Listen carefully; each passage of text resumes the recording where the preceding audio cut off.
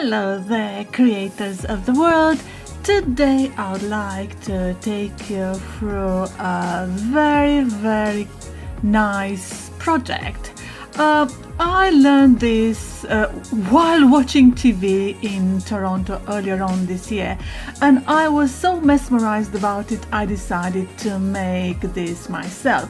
Well, what we're talking about is making your own cards using nail varnish. Yes, there is another purpose for those gorgeous nail varnishes you do not want to throw away. And what I decided is to use these initial 6 nail varnishes in colors, as you can see there, ranging from pinks to blues and greens. Later on I added some more, I added some glitter, and you'll see there's quite a number of nail varnishes I used. Well, basically the process is just to find the right bowl where you can put some water. What I decided to do was to use one plate a bit deeper and just to cover it in aluminium foil, put some water in it and measure it to make sure I can drop the side I want to be covered in nail varnish in the water. Once you put the water, probably some 1 inch, you then add the nail varnish. As you can see there, I showed you the tray with the water.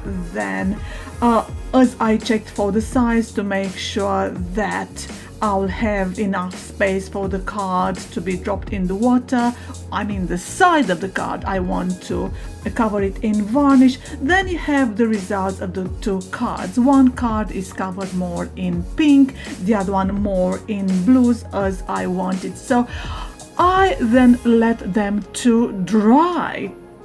Well, I have been a bit impatient, so what I did, I used this nail varnish mix to cover 2 sides of the double windowed cards. So as you can see there, I further started using applying without even letting them dry properly. I used long strips of glitter paper, which I cut in 20 centimeters long in order to cover the sides of the card, which were a bit, well, not that straight, so I wasn't happy with that.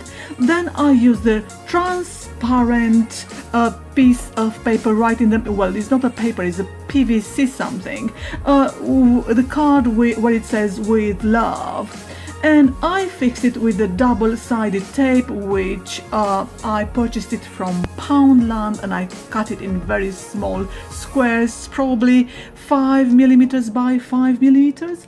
And then I started applying my own glitter embellishments. Right, well, everything is very straightforward. I'm a perfectionist, so for this reason I decided to cover the edges of the cards with this glitter paper, which I bought from Poundland, and I cut it in long strips of 20 centimeters. So 10 centimeters to one side, 10 centimeters to the other side to cover the edges. Right, well then what we have got there, I showed you briefly what I normally buy in advance is mini glitter embellishments, which I purchased them from Poundland. This double-sided adhesive paper, which again I bought it from Poundland, and more embellishments which I did not use in this project. Right, later on I started adding the roses, which I pressed in advance. I tend to, once my roses I get in bouquets are almost dry, I tend to press them and not throw them away. What I did, I applied these roses to the card using the double-sided tape. I applied the butterfly embellishments, which again I purchased them from Poundland.